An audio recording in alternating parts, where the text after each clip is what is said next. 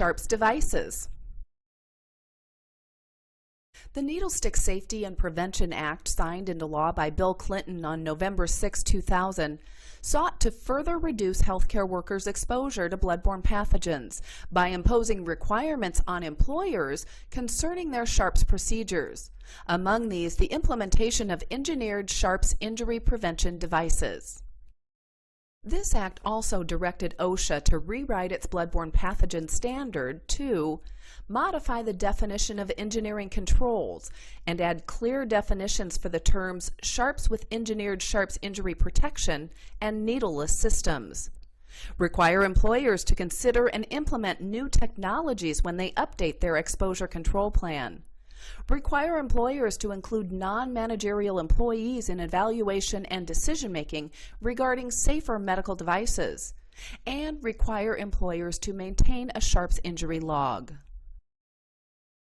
Sharps injuries reduction needs to be a priority at every healthcare facility. The first priority is to eliminate and reduce the use of needles and other Sharps wherever possible. The next priority is to use devices engineered with safety features to isolate Sharps. Finally, safe work practices are always necessary to reduce Sharps hazards in the workplace.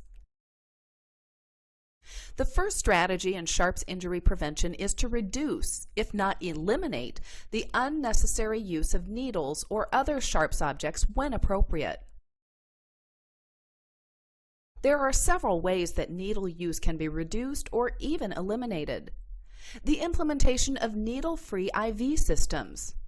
Most U.S. hospitals have eliminated unnecessary use of needles through the implementation of these devices.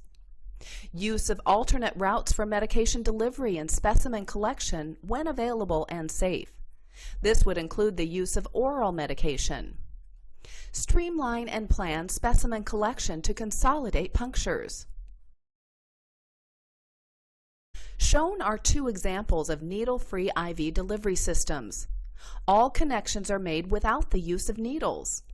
It's important to note that strict infection control measures must be adhered to when using these systems.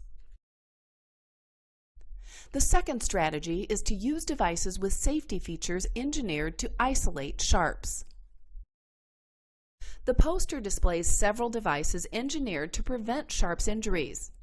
On the left, you see the device with the needle exposed in the before use position.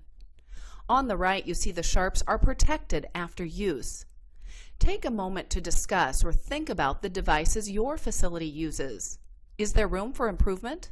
The needs of patient care suggest that it will never be possible to eliminate all needles and other Sharps devices. However, using engineered devices with built-in Sharps injury protection will reduce the hazards to healthcare personnel. Sharps injury protection devices include hypodermic needles, phlebotomy needles, IV catheters, winged steel needles, IV delivery systems, lancets, scalpels, suture needles, hemodialysis needles. One of the key features of these devices is that they're part of the device itself. The devices provide immediate protection at the point of use and throughout the disposal process. Keep in mind that few devices offer protection during the use of the device on the patient. An additional safety feature allows the user to keep his or her free hand behind the exposed Sharp. These safety devices require that the user activate the safety feature to ensure the protection they're engineered to provide. Training is necessary for many of these devices. Safe work practices must be executed 100% of the time.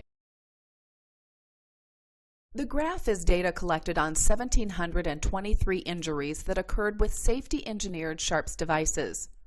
39% occurred before activation was appropriate, usually during the actual use of the Sharp. However, 34%, or 585 injuries, did occur because the user did not activate or improperly activated the safety feature. Other engineering control for Sharps injury reduction is a rigid Sharps disposal container. The variety of shapes, sizes, and options for fixation or portability allows for a prudent decision based on the setting. Research has shown that the closer the container is to the point of use, the lower the risk for sharps injury. Once again, think through the locations of sharps containers in your facility. Could there be better locations or more appropriate containers to ensure proper sharps disposal?